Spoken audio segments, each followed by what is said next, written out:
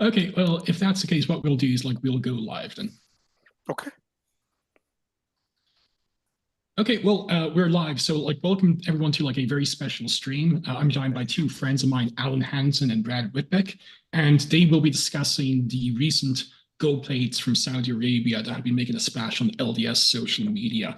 But before we kind of go into that specific topic, how about both you guys introduce yourselves? Alan, I'll let you start, and Brad afterwards, if you just give a brief introduction to yourselves. Yeah, absolutely. So I'm Alan Hansen. I was born and raised in Israel. So my background is basically I grew up speaking Hebrew, going around to all these sorts of archaeological sites on weekends. And my mother dragged me there and forced me to identify different pottery shards, what level they were. On the summer vacation, we'd go over and help volunteer to dig and so on. So I've got like this love and interest for the non-technical side of archaeology, and I've I consider myself someone who's read quite a bit on things. I'm not academic, but that's a little bit about me here. I think relevant. Yeah, I think Alan is someone who actually gives me a run for the money in terms of knowledge of languages known. So that's gonna be fun.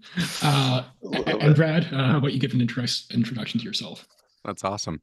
My name is Brad Witbeck. I am Canadian, and we don't have as many artifacts there. No, um, I am just a Canadian comedian guy who's done ward radio for a couple of years now. My only actual interaction with Israel, Alan, was Yeah. going there with the Stick of Joseph guys. Um, and I met a couple of the people who you have probably been referencing selling fake antiquities and things like that. Probably. And Oh, I'm just someone who is very passionate about the Book of Mormon, about church history, and I'm definitely interested to learn more about any of it that shows up. So I think the real reason why I'm yeah. here is just because I've been close enough to hear about the things going on. So I'm not an expert in it by any stretch of the imagination, but I have enough closer um, proximity to some of the things going on that I To think I some of the might be big able to players right now with this, right? exactly that I might be able to have a little bit of maybe hopefully something interesting to say for our audience to hear. Oh, yeah, and the nice thing is both of us, I mean, all three of us here, but we all believe in the real historical Book of Mormon that Yeah, was revealed and that Joseph translated by gift and power of God. So none of us are going at it from the position that this is going to prove or disprove the Book of Mormon necessarily. We just want to get to the bottom of what's going on here. exactly. Yeah, we all have the a priori assumption, the Book of Mormon is historical. It took place in space and time. We're not say modernists, or community Christ Right. followers. But before we kind of delve into the Saudi Arabian plates and say Brad's questions to you and so forth, Alan, could maybe one or both of you maybe offer as close as possible to a neutral overview that someone who's pro and con the gold plates would agree upon, in terms of say its provenance or where it came from, and Yeah. hullabaloo about that. Yeah. Why don't we kick it to Brad? He's been like close to the people who broke the news on the LDS side. Yeah, so I guess what I'll say is when we're looking at this from as neutral a perspective as possible, the basics of what we have is reportedly there have been some ancient gold plates found along with a bunch of lead plates in a cave, maybe a sealed off cave in Saudi Arabia. They were shown to and photographed by a man named Miles Jones, who goes around and does tours. His thing is kind of that he knows where the real Mount Sinai is down in the Arabian Peninsula. And so he does tours down there. So this has kind of connected him with some of the people who might be involved in some of these artifacts. And one of those people reached out to him saying that they knew someone who might have a artifact that he could be interested in. So right off the bat, we're dealing with something where we don't have a controlled archaeological dig, right? This Right. is a unknown provenance, really. The guy is a not necessarily a scholar in this. He is somebody who is a tour guide who is showing up to review these things. He's taking the pictures and then presents them on a uh, another evangelical Christian show called Shabbat Night Live, right? Right. And that is where things kind of pick up steam for the LDS community. That got shared around. Some people found it. It got shared by the Stick of Joseph guys. We talked to them on Ward Radio about it. So it's blown up from there. People looking at this and thinking, hey, if there are plates that are written on with some Proto-Hebrew sort of stuff in it, right? Like if these are Hebrew plates in the Arabian Peninsula, there's some echoes of what's going on with the Book of Mormon here. And so these plates have not been verified, right? The guy Miles Jones, Dr. Miles Jones, I think, is he a doctor? I don't know. Yeah, he does it. He did education, like second language education, stuff like Yeah, that. doctorate in a thing that's not necessarily directly related to something Right. relevant. He has said that he's getting people to test them and look into them, but we don't have established veracity of these yet, right? So Right. it's unknown whether they are complete forgeries or not at this point. Yeah, and if they are legitimate, they would be fantastic items because any kind of writing we have from the ancient world is great if we can verify it. And Yeah. I would say just from the outstart, at least with more of the faithful members who are a bit skeptical of this, it's just generally been one that any kind of sensational artifact that's coming out in an uncontrolled environment in the Middle East, you gotta be careful with because Yes. there's different degrees of fakes. Like there's really crude ones down to very sophisticated ones that have been in museums sometimes. So Hmm. that's kind of where a lot of us are coming at it from. Not a Yeah. point where we don't want more evidence for Book of Mormon. It's just Yeah. there are some red flags for us. Yeah, and I've seen a very interesting crux of a question, and I think that it's fascinating to see this, where I've seen multiple people say that, hey, if these had been found in a controlled archaeological dig, then yeah, I'd definitely be interested in like really proving whether they were real or not. But because they weren't found in a controlled archaeological dig, it's totally fine to just dismiss them as fakes, right? So I've been I wouldn't hold to that either because oh that's good. yeah.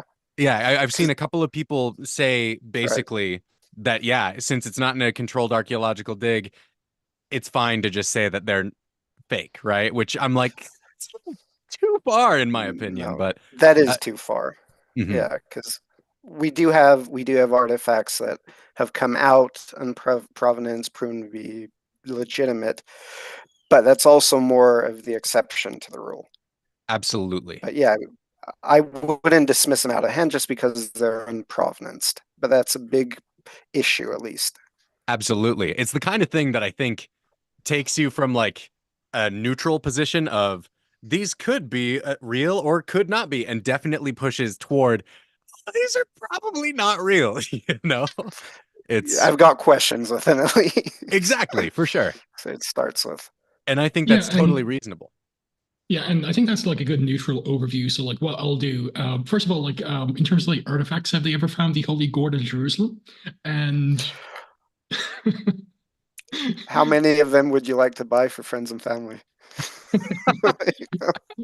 for those who don't know, that's a Life of Brian reference. But what I'll do is like I'll go back. I'll be in the background. While I'll let the two of you like just have a dialogue about this, and you can let me know when you want to wrap up, and I'll see if there's any time for any audience Q&A. But what I'll do is like I'll be Oh, in the background. But yeah, you can questions go will be ahead. great because then we Hmm. can go over any points that we need to clarify. I might not have been there. All Awesome. right.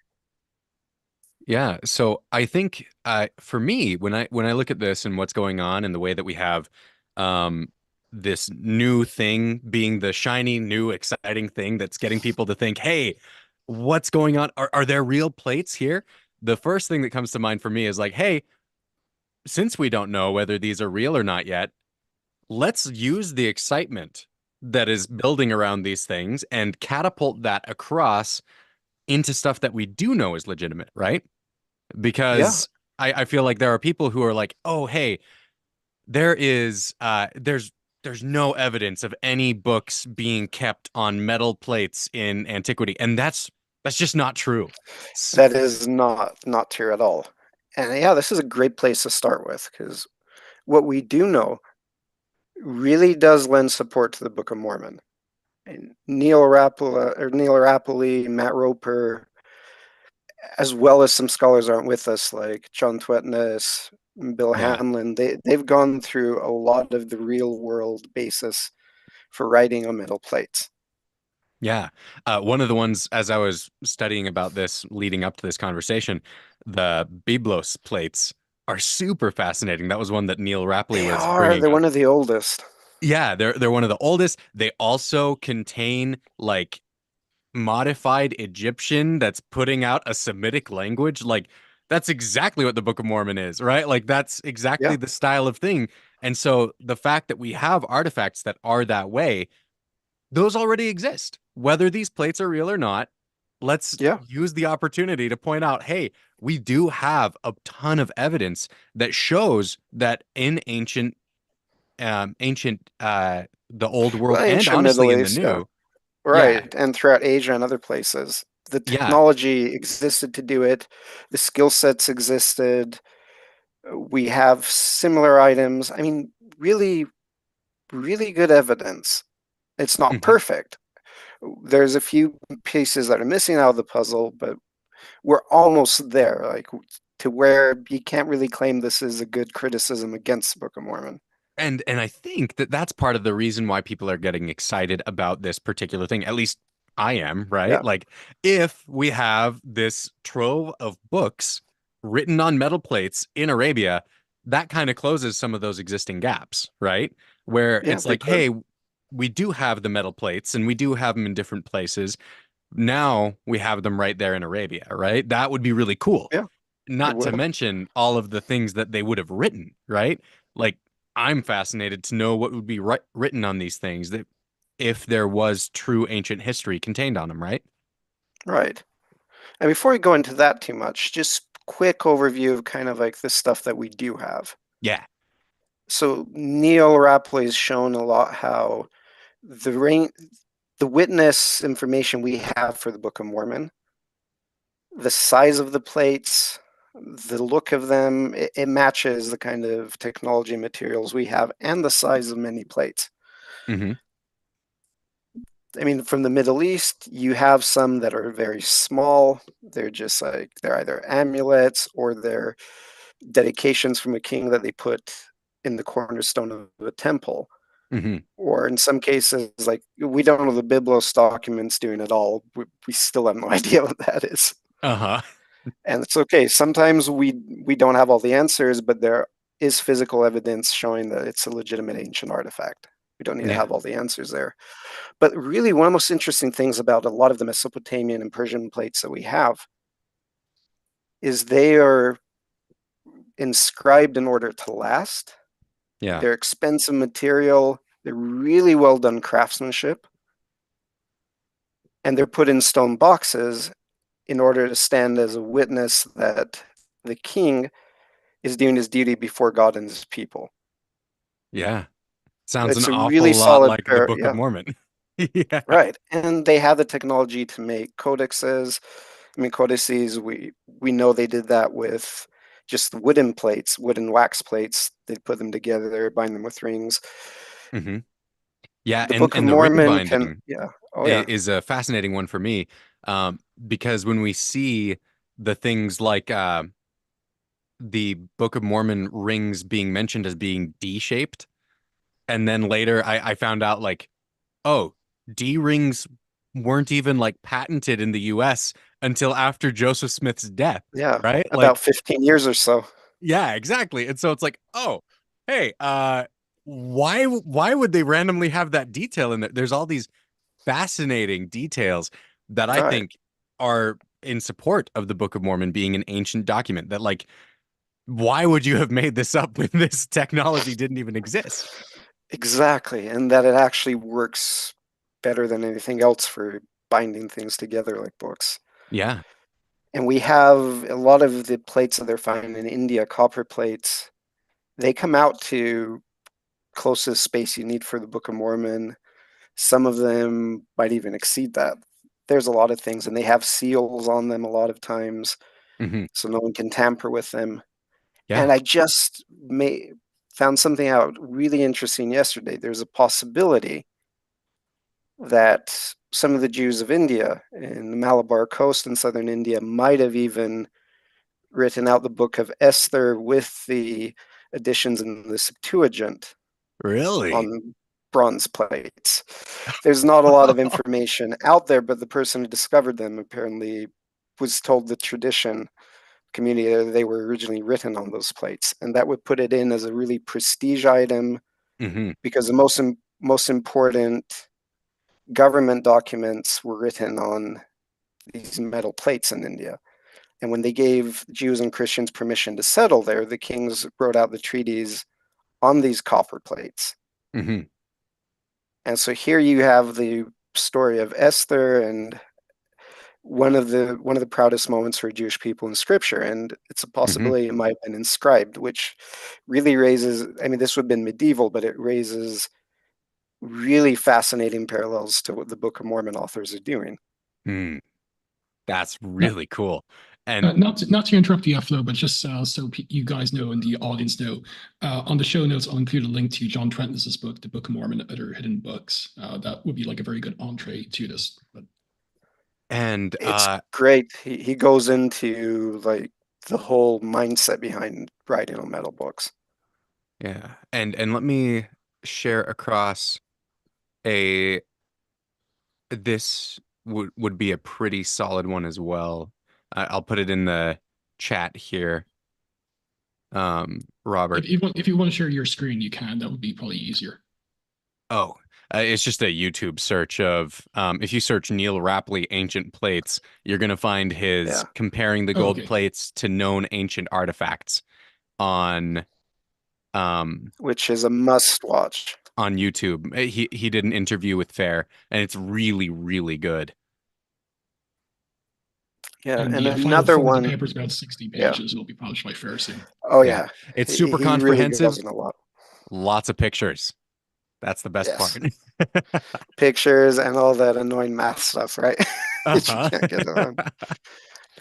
And as a segue to get back to like the items we're talking about, we do know at least in 1973, one of the Mandaean priests in Iraq had a book, the Mandaean Book of John, which was written on lead plates. Oh, really? That one I didn't know about. Yeah, if you read Jeroen Buckley's book on the Mandaeans, she's got a little bit about it, how she saw them when she visited in 1973, and the old man pulled it out of a pillowcase, basically, showed it to them, and he said it was 2,300 years old. I'm guessing maybe 500 to 700 years younger than that, but it is possible, and it's a sizable book. And it felt pretty heavy, and they leafed through it, so we know that that people did write long texts that weren't just administrative things on these. But lead does bring us over to the rest of these plates. Yeah, with the rest of these, I think the most common thing that I'm seeing these compared to, first off, are to the Jordan lead codices, right? There's a lot of people making that comparison. And it's been really fascinating to me as I've been trying to understand what's going on with the Jordan lead codices more. I hear some people who say these are proven forgeries, and some people who say that some of them are, but there's maybe some legitimacy in there, right? And so I was curious to hear your take, Alan, on what's going on with the Jordan lead codices. And then I wanted to share a little bit about maybe some of the stuff that I've recently listened to about that to see if there's any legitimacy there, right?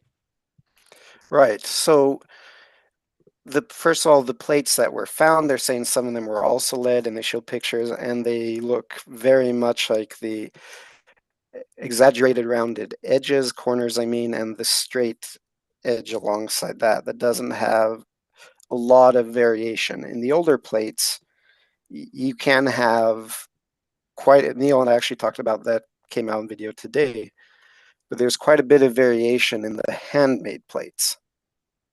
Now, if you use modern machinery, you generally have a consistent edge and thickness throughout it, and that's pretty visible when you look at it. It's kind of the thing when you look at a lot of handmade stuff, right? Yeah. Yeah, and when you look at handmade stuff, there's a lot more variation in that that's considered acceptable and works with it. Now, these lead plates look very much like the ones found in Jordan, 2011, so 13 years ago, give or take. A guy named David Elkington first published them, and they made the story. They brought up this story about how they're an ancient Christian artifact, which is interesting because the very first news article that then suddenly gets swept under the carpet, no one even remembers it, they're claiming these were later Jewish texts about Rabbi Shimon Bar Yochai, who's a central figure in the Zohar and Jewish mysticism later. So it's a completely different origin story at first. Yeah. But then it was closer to Easter time, and it started to pick up a lot of steam, and it changed to these being Christian items without any mention of the previous article I could find. But anyway, these plates have a lot of oddities about them. The first thing is how they're made, and they're all stamped. They're not engraved. Yeah, they're embossed, right? With a stamp is what it looks like. And to do that anciently, that's going to take a lot more work. And I could be wrong, but as far as I know, the items are usually engraved.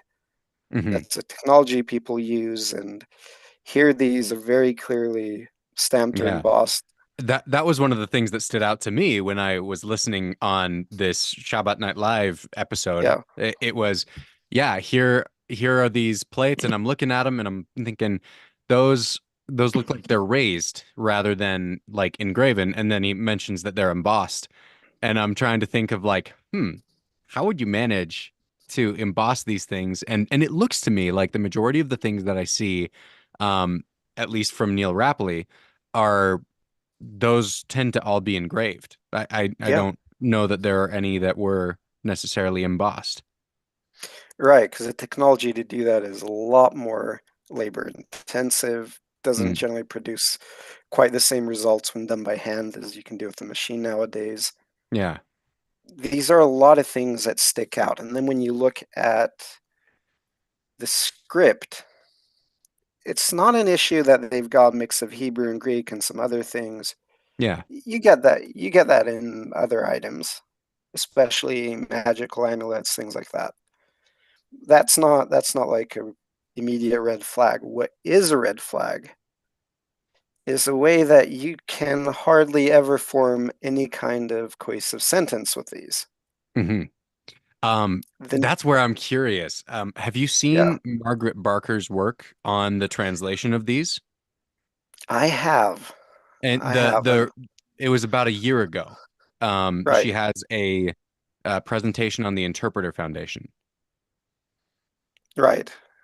So basically, the one half of it was talking about a lot of things in the ancient world, and then the other half she goes into those. And I don't know. I think I'm seeing some issues there. What stood out to you the most that the thing that was really fascinating to me about it was the way that she suggests that the writing on these plates wasn't necessarily supposed to be read across, right? Like as you would just any normal Hebrew. But they were arranged in such a way that if you formed different shapes of reading the letters, you could have multiple meanings coming out of them, right? So it struck me as a way to have a much more increased density of like amounts of meaning that you can fit on a smaller surface, right? So if you're able to arrange these letters in a way that you have shapes that you create going through, first off, makes it a little bit more secretive for the people that you're working with. If this is supposed to be a group of temple worshiping people who are trying to like have this secret knowledge and keep it that way for themselves, right? Then you have multiple layers of meaning, right? Which I Mhm. think is fascinating, going off of things in the way that Isaiah talks about learning line upon line and precept on precept. This lets you have that physically there in these books.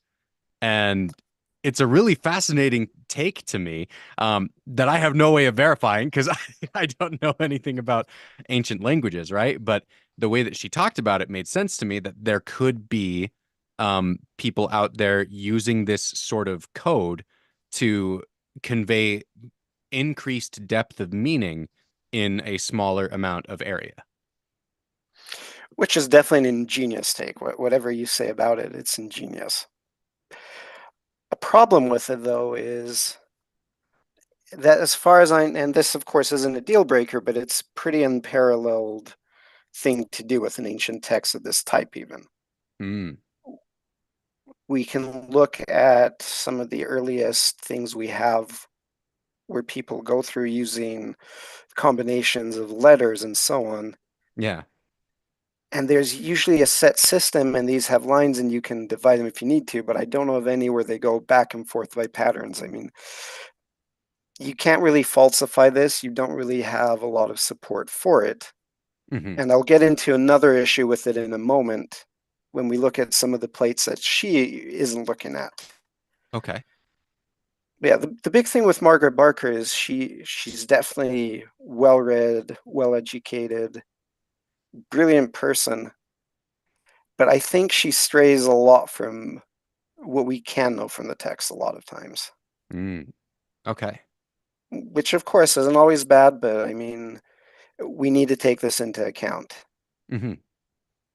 And we do have a lot of ancient texts where they do combine letters and words and names. So it's not like this is the only thing of its kind.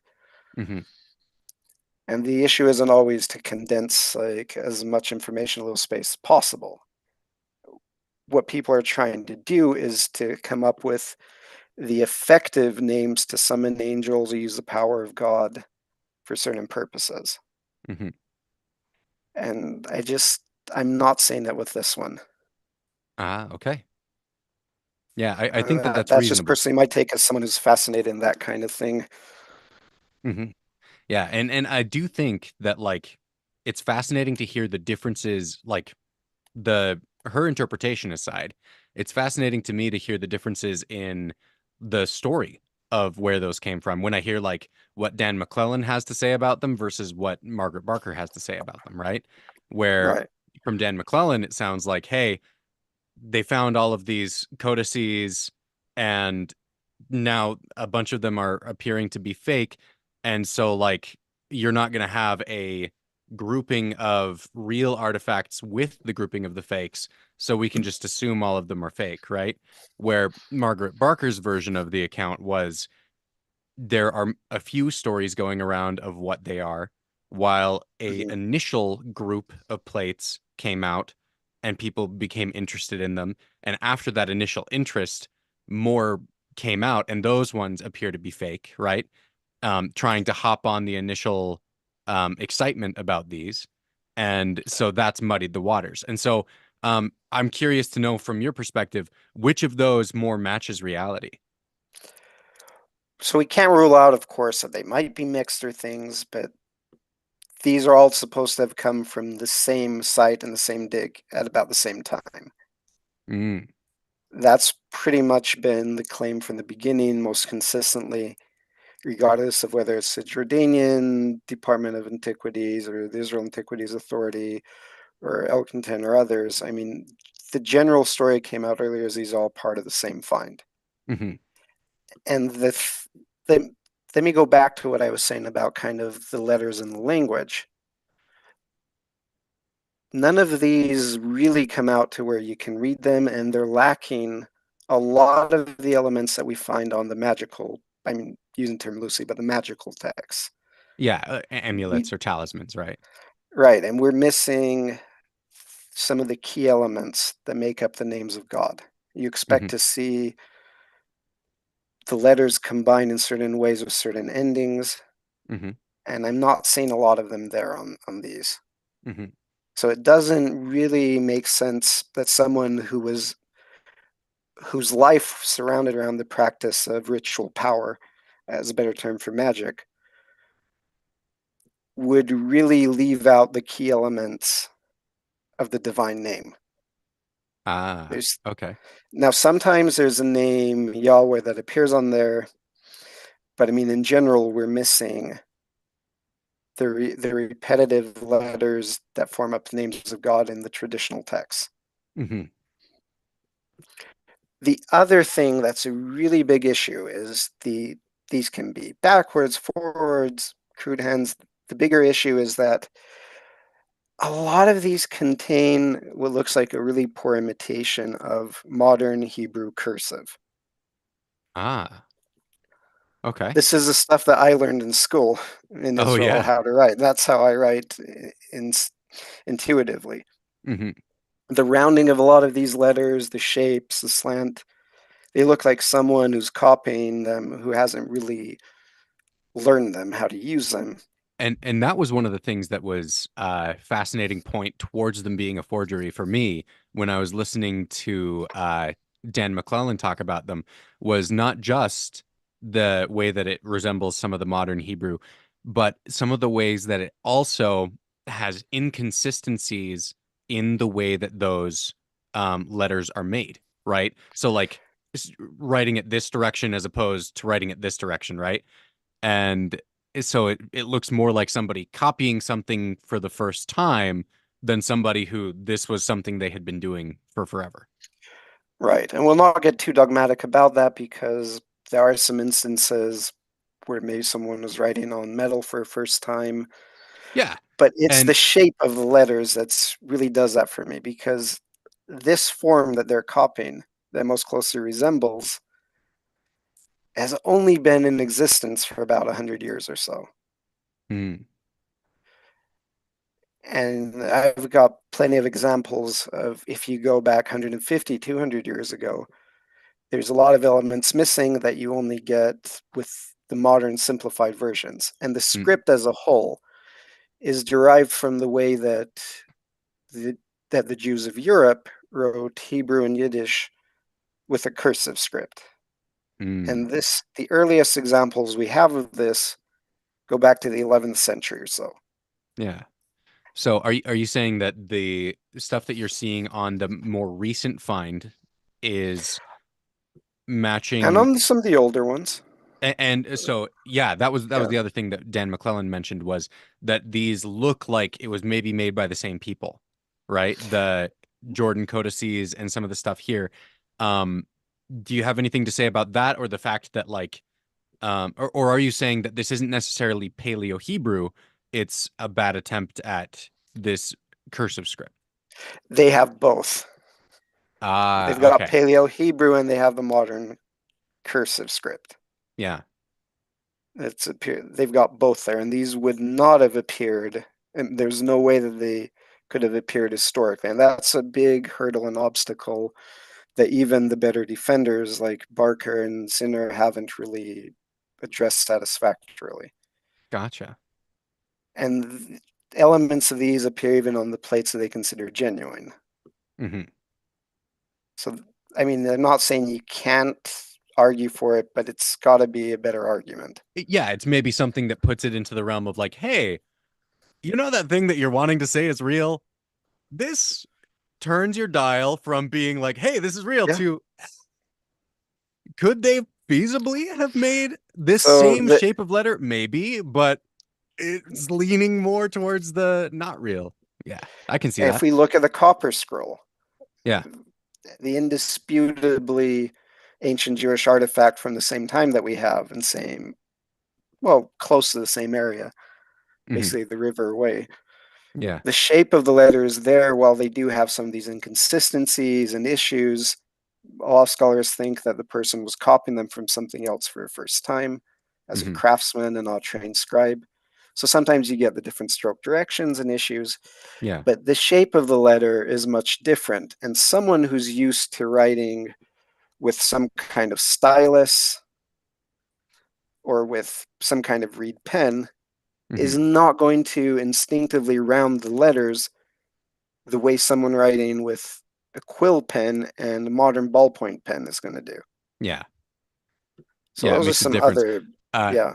a funny story about this. On my mission, when I was serving in New York, we got hit by Hurricane Sandy, and I got locked in my apartment for 3 days. Oh no. And so, what do you do when you're a missionary locked in your apartment for 3 days? Well, I made plates of aluminum, and I took aluminum foil and put it over Yeah. little pieces of cardboard, right? And took a little Yeah. stylus kind of thing and just wrote out the Book of Lemuel on those and did it from Lemuel's perspective, what's going on, right? And it was Yep. fun because even just writing on aluminum over cardboard, it changed the way that I had to make my letters to be able to like make things work, right? My letters definitely Yeah. look different in that than they do written on ballpoint pen on paper. And so yeah, Yeah, I I can. did the same thing. I did Oh, the did you? same thing with my primary class just a couple months ago. Same thing. Made them cardboard with foil, had them write something into that, and told them, "You see how difficult this is, right? Yeah, Okay, now look at metal. It's going to be much harder for you guys." for sure. And so yeah, I It's think it's a fun thing to do. Anyone should try that with their kids. It's great. it's a really fun experiment. And again, that ties back to these plates. For me, thinking about like how did they manage to emboss these, right? Like I guess would they have heated these up and then pressed them in? Because that's go ahead. Use a pneumatic press, Ah, okay. and these are and gold and lead are fairly soft materials, so you can do that. Hmm. And it's really easy to hammer something out nowadays with a press, with other items. Would have a lot more labor intensive back in the day. Hmm. You can't just have a And donkey kick it and make it work exactly right. you're gonna have an arm like a leg with those. You try like pounding on metal. It's not easy. These are Yeah. things, and the physical aspect of this is something that we don't think a lot about Yeah. necessarily right away because we're not used to it. Hmm. But when you think of that aspect, you get so many more questions about how they did this. Yeah. And now this leads me to a question that I had for you about some of the Jordan lead codices and these new things that have been found since lead is involved in part of it. Um, this came from a discussion you were having, I think, with Neal Yeah, earlier, where you yeah. were talking about how they would, uh, there are Roman tombs made of lead that they'll snip. The sarcophagi. Yeah, Yeah, that they'll take pieces of lead. Yeah, you're right. Sorry. Thank you. yeah. They'll snip out pieces of lead and use ancient material to then make a modern forgery. Do you think that that's what's happened with some of these things here, since they have like um more of a patina to them or some kind of corrosion on them?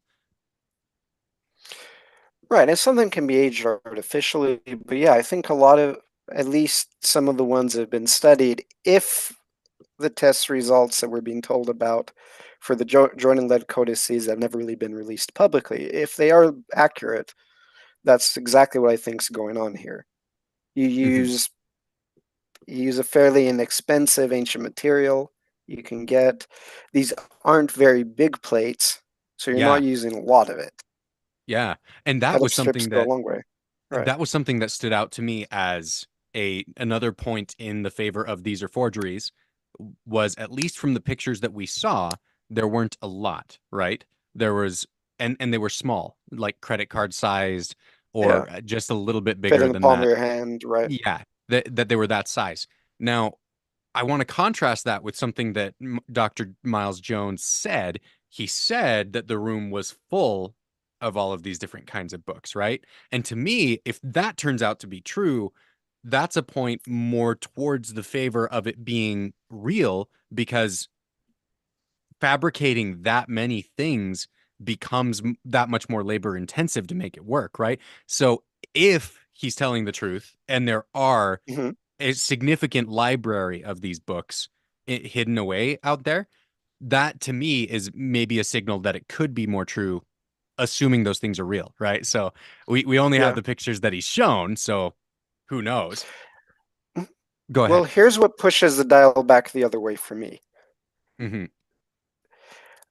The Middle East fake antiquities market, which especially centers in Jordan, but you have some in Saudi Arabia, you have some in Turkey, there's North Africa. North Africa especially, they specialize in these really badly blackened and then gold lettered parchment scrolls that don't look like anything. Mm-hmm. But anyway, we have metal plates and books and items that are being sold by the hundreds. Mm-hmm. There's a really, in Jordan especially, you have a really well developed and forged antiques market, and a lot Mm-hmm. of that money is financed by organizations like ISIS, like I was mentioning with Neal. Yeah. We're talking dollars to try to get people out of, and they have hundreds of these items. I found pictures of Israeli art assessor's gallery of pictures that were sent to him. Israel's National Library talks about this a lot. I mean, pretty much Facebook groups I moderated for Jewish history have this pop up a lot of times. There's a lot of these items out here. And one reason why they went to metal is that you can, if you have the equipment and a little bit of training, like in a foundry or forge, you can actually cut and stamp out a lot of these pretty quickly. I mean, look at factories. They're putting hundreds of items out every day. Yeah. It's mass production. You can do this. And I'm less concerned about the ability to mass produce them than I would be about like the quantity of gold, right? Assuming these are real gold And if he plates, right? saw all of them as gold too. Exactly, yeah. So that's what it goes back to with what Jones was saying. How many of those books were gold? If there were a lot of them that are gold, hey, does that make this more real? Or I mean, it depends on how much. I don't know how much these things are selling for, Right. right? And so, like, Millions upon millions is what they so try to build people out of. so maybe that makes it worth it to people, right? So, for something interesting that I've been able to be near here in Utah, I don't know how much about this I can actually say, but I know Well, some whatever you people. can without breaking trade secrets. Yeah. I know some people who were able to actually be involved in looking at a grouping of metal I plates. know some of the same people, so I'll Yeah. cut you off if we get anything like that we can't talk about. Okay. But it was fascinating to me. Like, here is a group of these metal plates that are being looked at by people here to verify whether or not they're real. I haven't heard anything about these anywhere else, right? And it's interesting to know, like, is this the kind of thing that like these things are going to take a long time to have a bunch of different experts look at over time before they can be verified, or what does that process look like, Alan? Yeah, so with these items, and they've been mentioned briefly publicly a few times. I'm not going to make Hmm. it too easy for people to figure them out. Yeah. And going by what a mutual friend of ours was talking about, the big reason why these haven't been verified fully is you run into a situation where here there's a lot of religious and ethnic sensitivity or tension involved with these. Yeah. And there's some big issues there that kind of make it a dicey situation. It's not Yeah. so much the item itself; it's just kind of the things around it. Yeah. So we run into that problem with it. But from descriptions of it, and these are people I do trust, they're very similar to a lot of the Asian artifacts that Neal talks about. Mm. Yeah. So they And there's a few other points in their favor. It's just this is one of these where we really can't talk a lot about them. yeah. And so that's the thing that I'm fascinated about with this particular thing coming up on the Shabbat Night Live's thing, which is funny that it's there, right? But the way that we only know about this because Dr. Jones chose to say something about it, right? And so my question is this, like, looking at the story of this seems almost tailor-made for LDS people, right? And yet it's being targeted at these evangelical Christians. So my question is, does this look like something where they're working through these evangelical Christians to sell it off to LDS people down the line, or are LDS people not even on their radar? Like, what do you think is I going don't on with think we're these? on the radar. I don't think it's meant for us. They Uh, sell other gold books to Christians and Jews, and depends on what they're trying to do there. But I mean, where we get so many similarities to what we believe, a lot of that is over interpretation. hmm, So there's a fantastic scholar named Stephen Fine, hmm, who's brilliant in early Judaism and history of Jewish art and synagogues. He had a fantastic documentary about the Samaritans that came out. He really knows his stuff and theory and practical things and text, and he uses a term in overinterpretation for a lot of the attempts to explain art according to preconceived ideas, very rigid and flexible ideas here. And what it hmm, looks like to me is that we're taking the general thing, we're fixating on gold plates hmm. when they're just, I think they're using these metals. One reason is also because the cool factor. Yeah. It's You cooler can to have sell, something made of yeah, gold than it is to have anything else. Yeah. right. And someone who's not big into ancient artifacts or knows their history too well is going to be overwhelmed and impressed by that. Hmm. This is a key thing where they cast a wide net, and they're trying to get people to buy it based on factors like that. And they have elements that are almost plausible. You can explain them so many different ways, but they don't really add up to anything coherent. But when we're talking about the parallels, I mean, really, what do we have? Arabia, Jews. We already know that's a real thing. There are Jews that travel to Arabia, Second Temple, maybe earlier. There's Jewish tribes there up until Muhammad Hmm. ends up, well, basically ends up destroying them according to Muslim tradition. Hmm. And with these plates specifically, he's talking about the Bani Qurayza tribe, which is famous in the Quran, in the biographies of Muhammad and the Hadith, as a tribe that entered a treaty with Muhammad, but then betrayed him during a battle, and he ended up killing all the men and enslaving the women. And one of his biographers spoke to their descendants and got traditions from them. This is very well known for Muslims, but they were partially a priestly tribe, which works for Dr. Jones with Miles Jones, where he's trying to prove that Mount Sinai was in Arabia.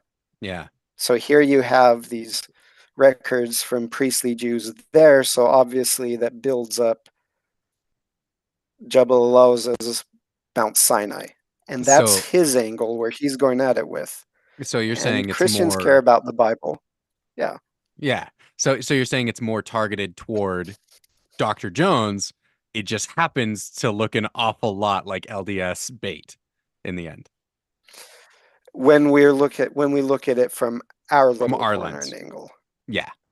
Yes, if we go out it a bit wider, then we start to see things, well, Christians are also interested in that kind of thing. Maybe in the past, some people haven't believed in metal plates so much, but I also don't think that's the big issue here. Hmm. We're a little bit fixated on that because that's what we're interested in. Hmm. And a lot of the parallels also are parallels to Exodus, Hmm. which that's what the Book of Mormon is modeled after in part also. Hmm. So there's these broad parallels. I don't think they're that close. And the issue with these images is they can be interpreted in many ways. Hmm. There's no reason why they have to be read a certain way. Yeah. And so when you see something with like a menorah and the three steps leading up to it, you think it's a overinterpretation to say this is something symbolizing the temple? I think it's very big issue if we only think of it that way. This is the symbol. I mean, the menorah is the symbol of the state of Israel. It's the second most famous Jewish symbol after the Star of David. Yeah. It's a big thing. If people know that, they're going to know those two. And this actually brings me to a much bigger issue.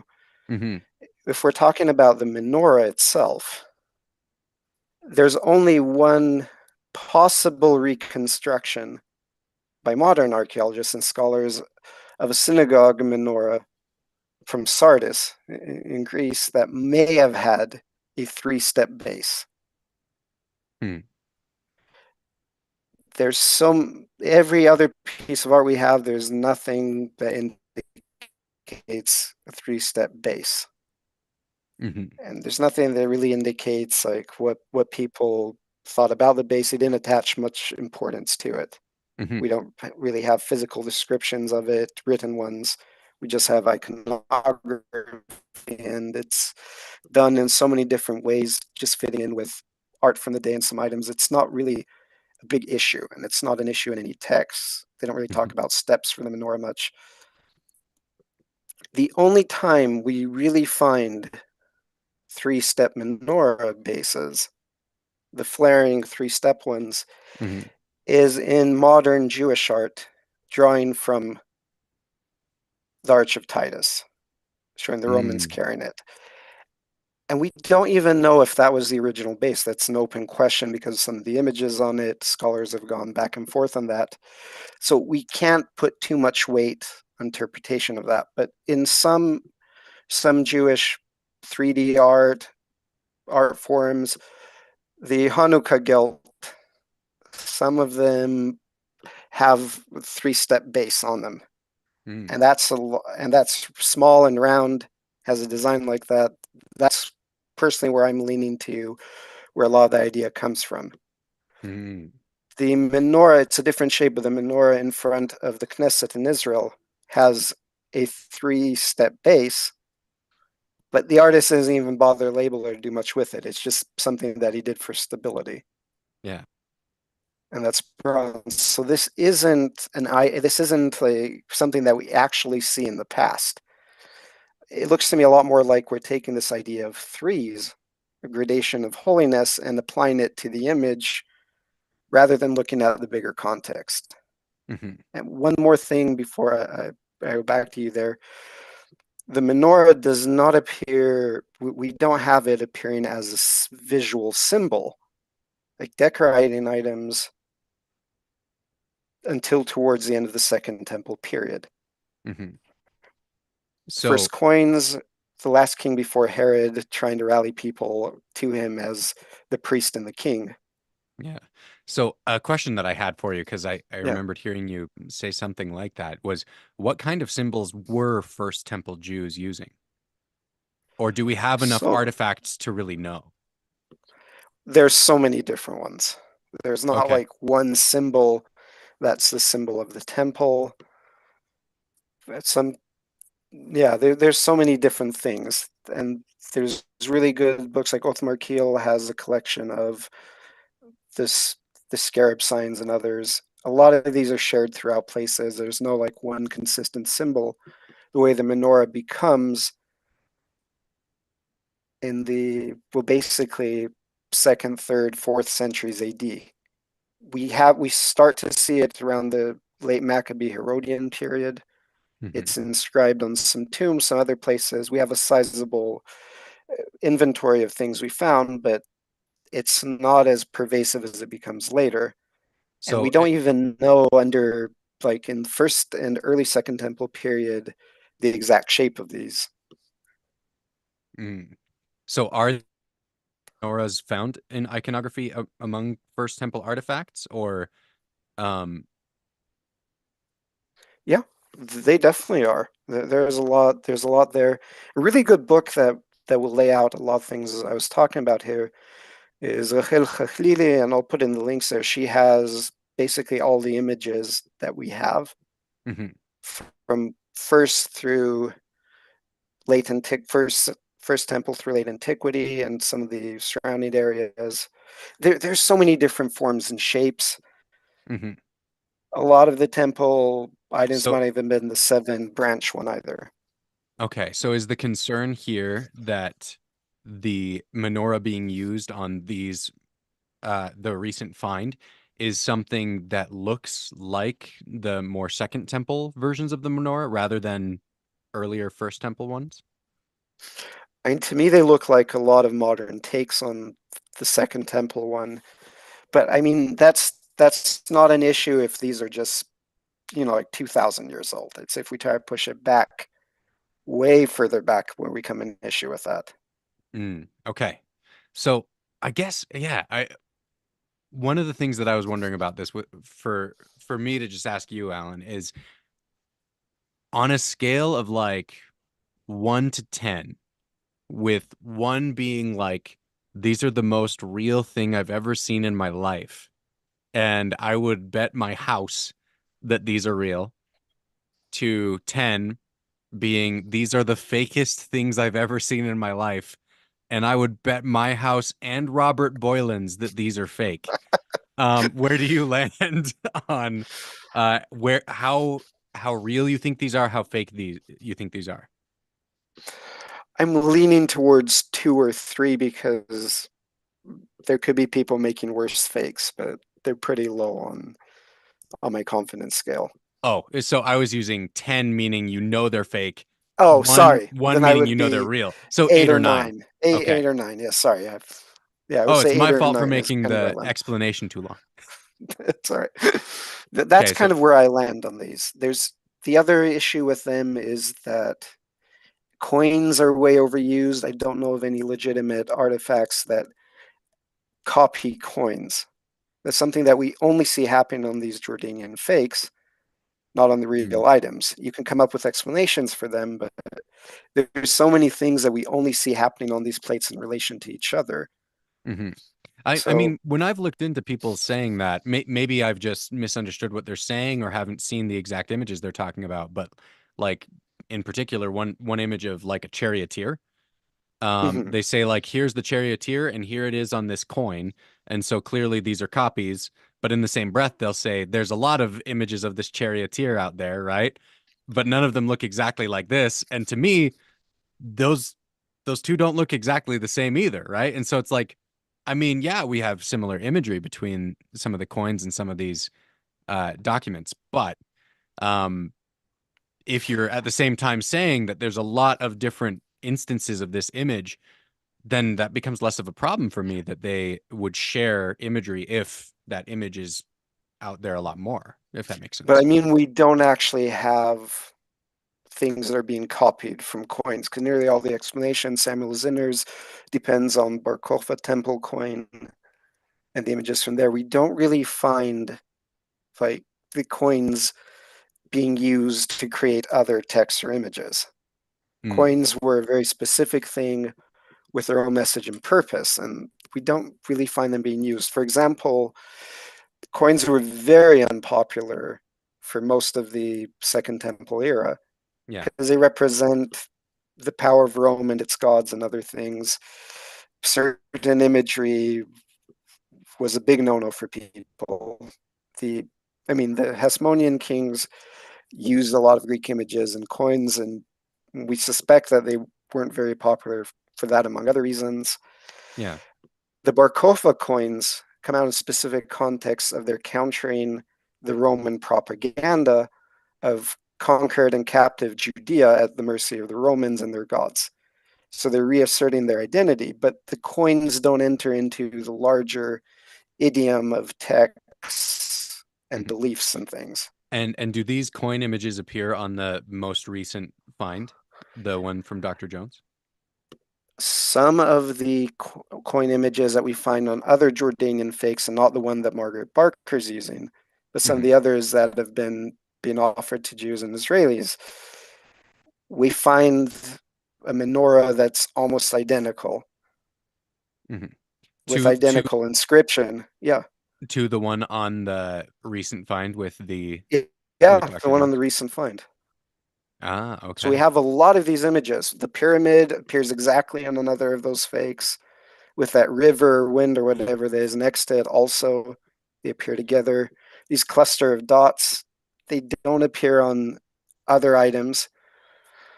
And all these images appear on all these very suspect items, and none of these ever appear in controlled digs, but yet there's hundreds of them showing up everywhere else, Yeah. but Which never in a controlled dig. to me sounds a lot like what are they called?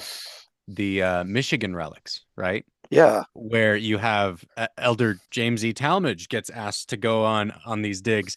And the reason he starts wild story. concluding, yeah, he starts concluding, oh, these are probably fake because they only get found when this one guy is here, Or when right? he's involved in the area.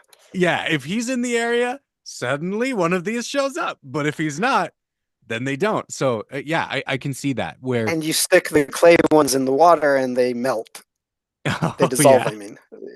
Which, if they were in the ground for hundreds of years. they would have dissolved from groundwater. Yeah. Yeah, So right. He's talking. to answer the question for me on where I think these are at, I don't think I'm as certain that they're fake. I don't think I'm an 8 or a 9, but I do think I'm at like a 7, right? Like I think these are most likely fake. But I want to hold space for if they are Mhm. real, that would be awesome. That would be so cool to like find out more about what was going on in Arabia at that time and what was going on for early Christians. Just like it was with the Dead Sea Scrolls, learning more about these early things is super fascinating to me. So, um, I'm sure that like part of my willingness to think these are more real is hope, right? Like a probably Yeah. naive hope of like, yeah, it would be way cooler if they were. And so I do think that it's important for us to temper our um our our willingness to believe in this sort of stuff so that we don't get swept up by it. But at the same time, I think it's a whole lot more boring if we're like, yeah, everything's just fake until it's proven by some academic in an ivory tower. You know, like I think that it's reasonable for us to get excited about this kind of stuff as long as we don't get swept up with it and that we can then wait to see if it's verified or not. Um, we don't necessarily need to dive into, hey, this proves all of these things, but it's also not something where we can't speculate about what it would be like if it were true, right? Kind of. I guess for me, I mean, well, first of all, scholarship tends to be boring. I That's mean, fair. it just it tends to be boring. Like look, I can pull up this book, for example. It's a medieval German Jewish text that's a whole bunch of things about the names of God and the book of creation. Everything has some interesting bits in there. But when you go in, you sit there. This is the printed edition, so it's a very hard script. It's very dry. You're going through there trying to put everything together Oh, dude, I and don't find connect the that kind of dots. stuff boring though. I think that's awesome. What I think is It's boring. awesome, but you have to go through a lot of the thing. Like there's a lot of groundwork and prep work, and you're going through other dry text or connecting that to get to the interesting bits and make sense of the picture. And that's just with the text. If we're looking at artifacts, there's so much more that we need to go through that's boring, and we need to understand there's gaps in our knowledge. What Mhm. can we conclude? What can't we? What is plausible but isn't making sense with the rest of what we know? Yeah. So I guess I Yeah, want to also ask you, um, if they were to find another thing like this in a controlled dig, what would that shift your number to from an 8 or a 9 right now? What would that change things to for you? that would probably put it at a 5 or 6, kind of more Okay. neutral thing. There's still a few things that I'd want to find out, for example, more Yeah. about where they found it, what condition it was in, things like that. Then it might be worth testing at that point. Bearing in So you think mind, they're of not even worth course, testing right now? oh no, they're not. Almost none of these items are going to be tested Hmm. because testing, like I was telling Neal, we were talking about this. It's expensive. It's time consuming. You're not even going to have full confidence in the results. There's a lot of reasons not to spend time in it. This is intuition. So with Dr. Jones saying that he's having people test them, would you just outright reject those results if they came back favorable at all? Or No, wouldn't outright reject them. I just put that into the mix of things that I'm considering, but they're not the tests themselves, and material tests are not going to be strong enough to shift the dial too far. Because forgers tend to use things that they can get tested. It's the other stuff that's really going to throw you off. That's the paleography in these, the content, the relation to what we do know, and so on. Of course, there's no sense in just drawing a line in the sand and saying that's it. But we also don't have to pretend that we don't know anything about these and can't make any kind of judgment. Agreed. Yeah. I mean, experts with the Dead Sea Scrolls, you had the top people who had been working with all the scripts that we did know at the time. When they saw sufficiently lengthy text, they were convinced. And any of the other testing helped prove them right. Finding these items as soon as they knew the location, they were able to pull out 800 fragments of scrolls and things. So we actually got results when we went with that intuition and looked into it. And scholars, they don't have a reason to reject these if they are credible, because they can make a career out of an unusual item. That's something else that a lot of people are stressing, like the COVID bit too much with the expertise. That's not a reason to throw out the baby with the bathwater. Oh, I totally agree with you. I don't think all scholars are evil, right? Like I think that we have good scholars out there, and we have scholarship for a reason, right? And we can learn to read it and kind of form our opinions also. Along with it, we don't have to be swept up on opinion only, but generally, someone who spent time with the text and with items and artifacts develops an intuition that's worth listening to. Yeah, and I think that the intuition is totally reasonable. I think that it's a good take to have, and a good thing to have temper things.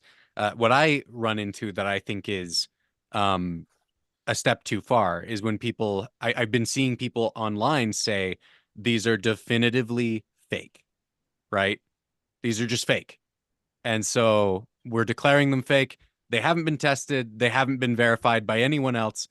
But based on the pictures I've seen of them, they're definitively fake, right? That to me seems like a step too far in certainty based on the amount of knowledge we have about what they are right now.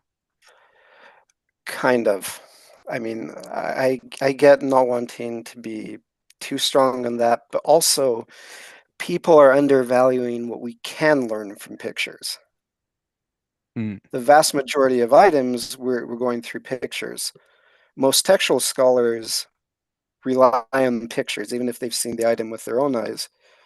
Really good paleographers work from pictures a lot of times. You can usually even get better results than just what you've seen right in person. Because eyes can play big tricks when you look at the image again. Exactly. And you can make it larger, smaller. So pictures are one of the most valuable things in your toolkit for figuring this out. You can, if we have a good picture, we can also gather, if we've got a scale to it and things. That's why usually if you look at museum items, you're going to see a little ruler at the bottom there. So you kind of get an idea of scale. For the scale, yeah. And you can look at these and see, well, these edges don't have any kind of the micro differences that you find in the more legitimate items of this kind. Or if with Michigan relics, we found modern machine marks or tool marks. Yeah. And even and found things like that. a sink manufacturing group that was making the right size of thing and then throwing them out because no one wanted the kind of sink. Yeah. Yeah. So I'm saying there's a lot that we can learn from pictures. So when when people dismiss the pictures, seeing in person, that's another step in the other direction that's too far. See, for me, I don't have any stake in being right about whether these are real or not, right? Like I don't care whether they turn out to be validated, and then I can be like, woohoo, I was right. Like I don't care. What I do want to see happen is for them to get verified in some way. And it sounds like Dr. Jones is having them tested to see if they're real. It sounds like your concern is whether they'll just be testing the material and it will be modern forgeries on ancient material. So because to me that would help bring this closer towards the, hey, these are real things, rather Yeah, than just we have too many where they are, and they're sophisticated enough to use ancient material. But the other problem that I'm hoping that Dr. Jones will address is what hasn't happened with the lead codices is having the results of these tests published and provided to where they can be verified. And we can see the details and pick up more about them. All we have is short press releases. And I think a couple of scholars might have seen the reports themselves. I'm not sure on that, but we don't have wider access to this either. So it doesn't give us much more information than we had before. Gotcha. So a little more transparency on some of the results there.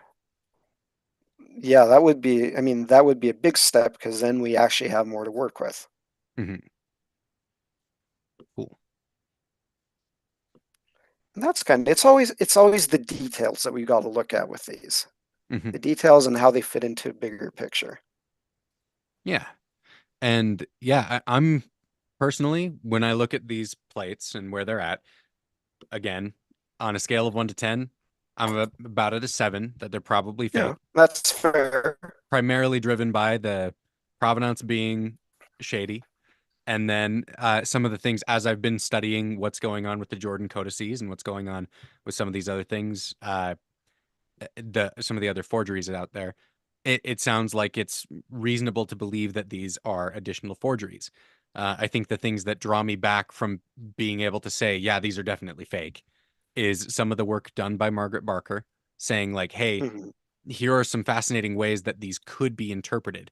Even though it might look like gibberish to us, that's us in our modern context looking at them, right? If we try to look at them from the point of view of the people who might have made them, could they have been trying to say some of these things? And I think that there's fascinating value to some of that. I don't think that that necessarily proves them real, right? So Yeah. that's something that I think the jury's still out on, right? Like those the Jordan led codices, those were 2011, were they? That they were found? Right. Yeah. Yeah, about that. Yeah, so it's been like 13 years, and I listening to Margaret Barker, she's saying she wants to work more on them, but she needs to make a living. So when she retires, then she'll focus more on that kind of thing, right? And so I'm Right. fascinated to see what comes out from her later. I'm curious to see if there are other scholars who think there's any merit to those. And Not too along, many. Zinner's a good one to read on that. I'd okay, say probably the better defense that I've read is his.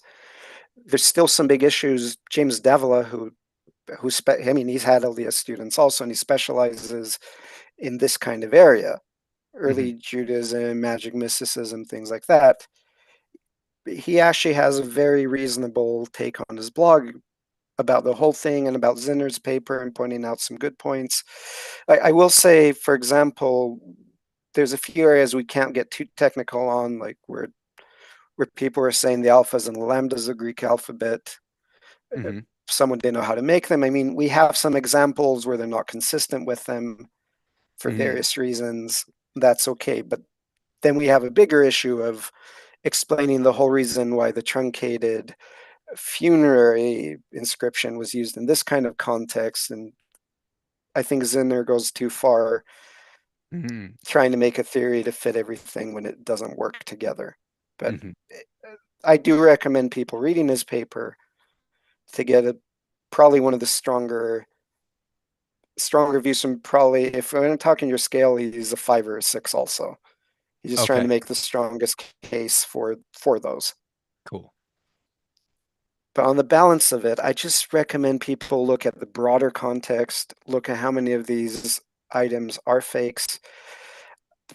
And another way we know them, they always combine these letters and images in weird ways that we don't see in other things, but only on these. yeah, And some items, exact same, you got people saying, oh, my grandfather was a custodian of the synagogue way back when the Jews still lived here. yeah, But they left this treasure with him. Of course, no one in the Jewish community either ever knew anything about that. Yeah. Some of the stuff that came out of the National Library in Israel, where their role is to preserve the heritage of these communities. So Yeah. they've got the resources, and so you find all these strange contexts that don't match up any known things. It's just too much of almost makes sense but doesn't for me to be convinced by it. But For sure. I think it would be great to go into, like, have a follow-up where we're talking more about the content, maybe, and Mhm. some issues there. Yeah, that could be interesting. And I'm curious, this was a question I wanted to ask you.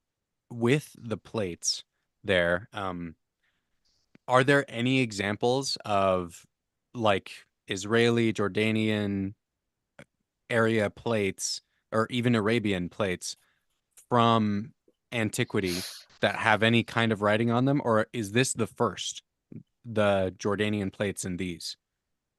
No, not the first. We've got the famous copper scroll from the Dead Sea From the Scrolls. Dead Sea Scrolls. But I mean like codices, right? Like books with a Oh, yeah, ring codices, bound or right. yeah. So the actual code, right, the actual codices, yes, but I don't think that being in a codice form is an issue. Okay. There were other, in Roman military, as Neal points those out, those worked. I mentioned we have the wax wooden tablets where you'd fill in wax and you'd be able to write a message and then melt it down, write another message. The Hmm. Assyrians had a whole bunch of those ring bound. They could scroll into a book, and I don't think that's an aspect that's too big of a deal at all. Ah, okay. So it may just be people who are uneducated about this issue getting overexcited because a super simple solution is showing up, right? Right. Or on the other hand, you have people dismissing them completely out of hand, or dismissing Book of Mormon because codices were only invented in a certain time. No, we have similar forms and things that stretch back, and the state of preservation of artifacts, we can't be really hardline on that. Awesome.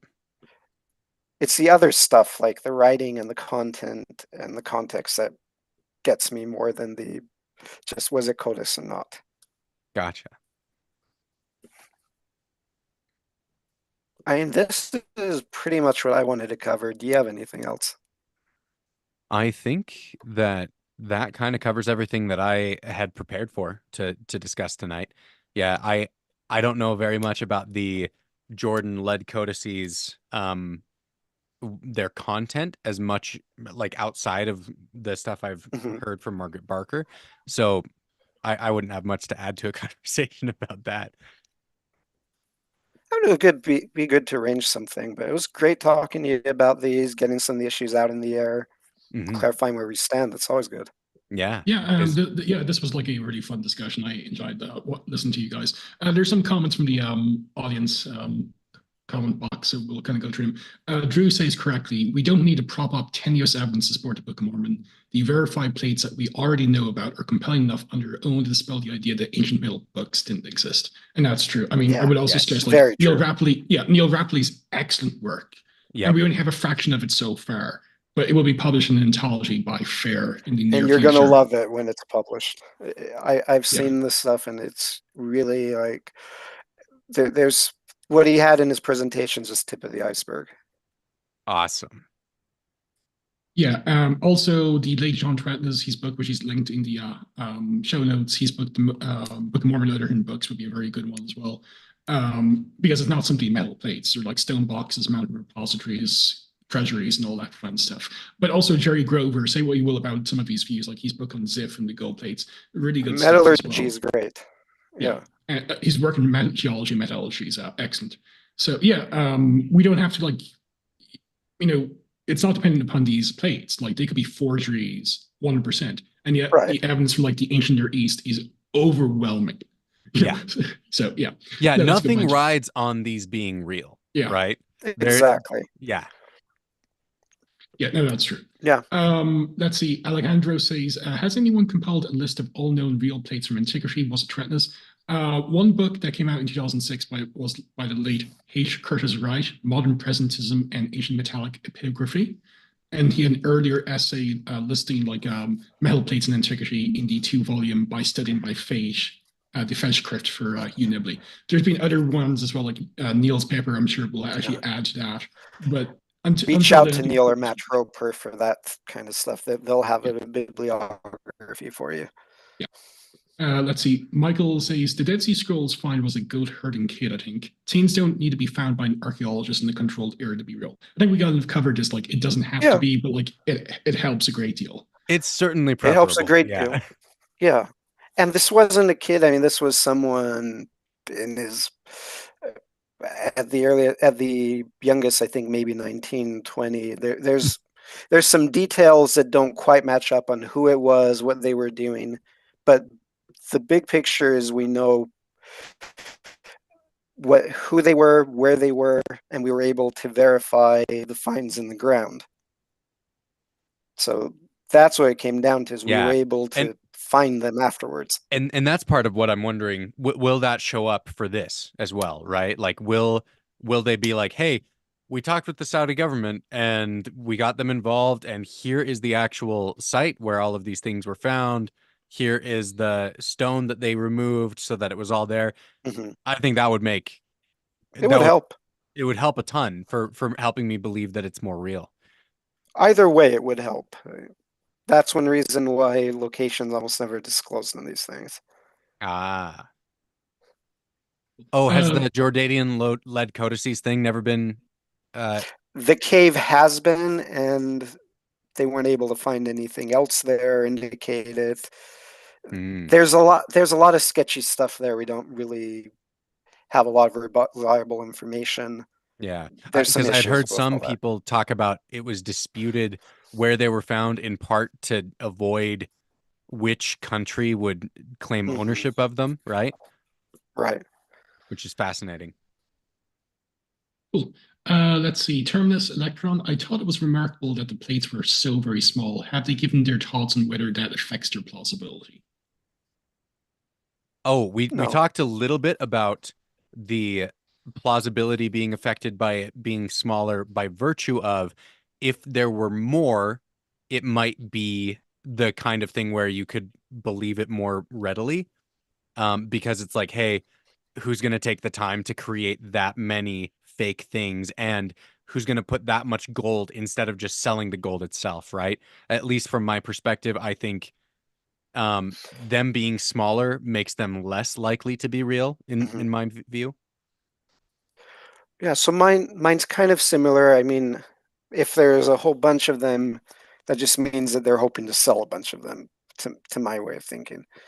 But being a small item is not going to mean it isn't real. We have examples where they're very small and they wrote very small. So it's not an issue. Yeah. Right. Yeah. And for those who don't know, check out the Ketiv Kanome inscriptions. It kind of refutes, although it's not really relevant to this discussion, but it refutes the idea, like, say, the P source is post-exilic. Because that's a release the they're remarkable find. Yeah, they're really cool. Right. And one other question, any idea of what he's written on the cover plate? I don't think their proposed translation is remotely correct, but I'm happy to be corrected. It's hard to tell from the photographs. That's something where I got to sit down and look at it and try and figure something out. This can take a while, though, because as we know from the copper scroll, the quality of pictures you have in imaging makes a huge difference in how well they can be read. Cool. And but I'll have a crack at it.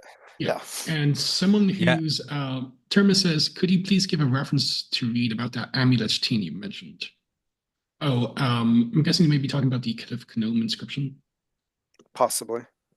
Oh yeah, there's a book, and I have to find it. That was published by Yale on the topic.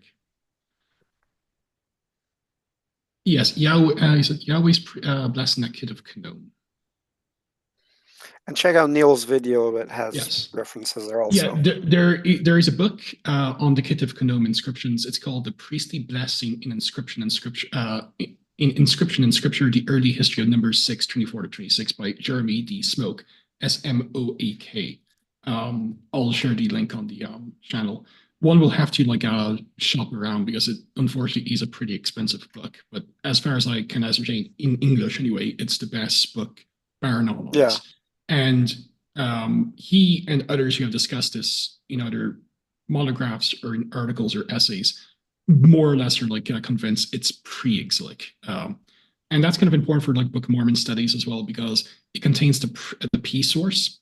And one of the anachronisms that sometimes appears in like amongst like say Colby Townsend and other people is like, well, the Book of Mormon has the P source, and that's clearly post-exilic, ergo 19th century fabrication, which is, as the English would say, complete utter bollocks.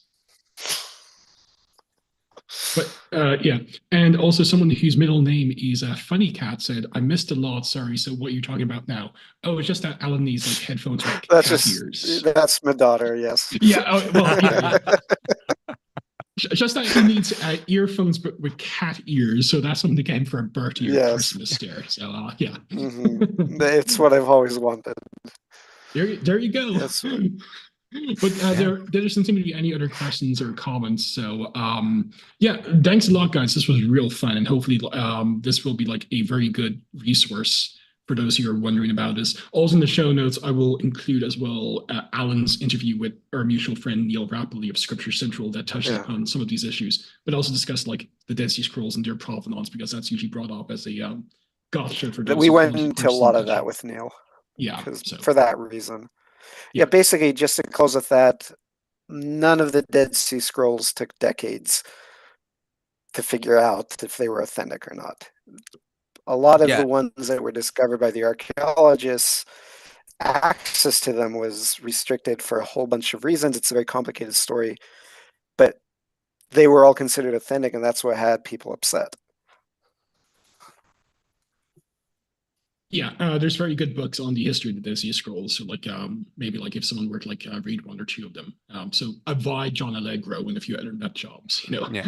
And one thing I will say about the Dead Sea Scrolls comparison, though, I think that when did we hear about this? It was March 31st, right? So it's been like 2 weeks, right? So I don't think anyone's saying, although maybe some people are out there saying that like it's been over a year to hear anything for though.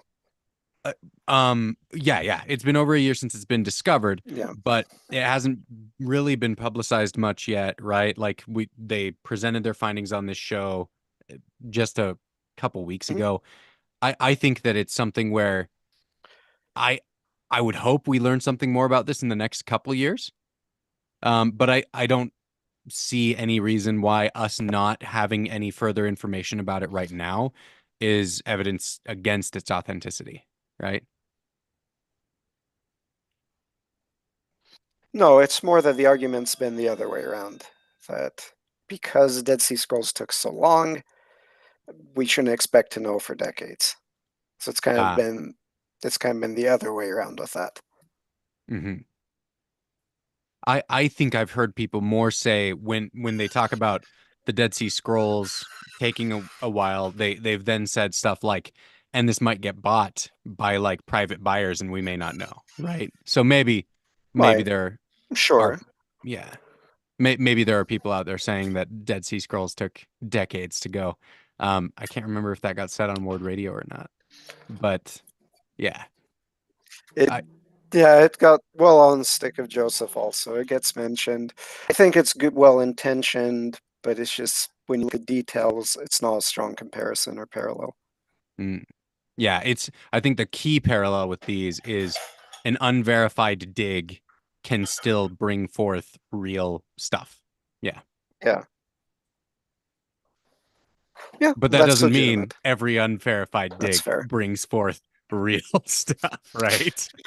Most don't. Yeah, exactly. Right. Yeah, I think it's like comparing Joseph Smith finding the plates like in obvious fraud and hack, like Strang finding the Vori plates. That's what comes to mind here. Okay. I think that would be a good comparison, but that's just me. But let's see. Well, we can end it here, but like again, thanks guys for coming on. Really do appreciate it, and hope like this will be a very useful resource. So, thanks, Robert. Any other final comments or questions, or anything you want to like leave before we end things? Yeah, I think we've said everything. Just I think that whether these are real or not really doesn't affect the Book of Mormon much, Yeah. right? Yeah, If they're real, Exactly. because as we said, like there's already frankly, much better anyway evidence of use of metals for writing on records and so forth in the ancient Near East. Again, Neal Rappley's essay, once it's published in full, an abridged version of sorts, is actually on YouTube during their Book of Mormon Day in September. That would be a good one. And also like the work of Tvedtnes and Jerry Grover and others as well. Kind of shows like And Roper. yeah. Oh yeah, and Matthew Roper as well, and basically Evidence Central as well. They have a lot of good stuff there, based on the work of Tredness and Roper and others. Yeah. So even if these are, and frankly, I think they are forgeries myself as well. Oh, where are you on a scale of 1 to 10, Robert? 10 being the most 10 being forged. Like forgeries, no question. I'm like 7, 7.5, 8, that kind of area. It's like it's not. There's too many red flags. Kind of between us both. Yeah. I mean, like if they turn out to be authentic, that's a fair spot to land on. That would be cool. But I lean towards like they're forgeries, and we should not be Latter-day Saints should not be using this. Like frankly, even if these are authentic, they're frankly better ones anyway from antiquity. We should be focusing upon anyway.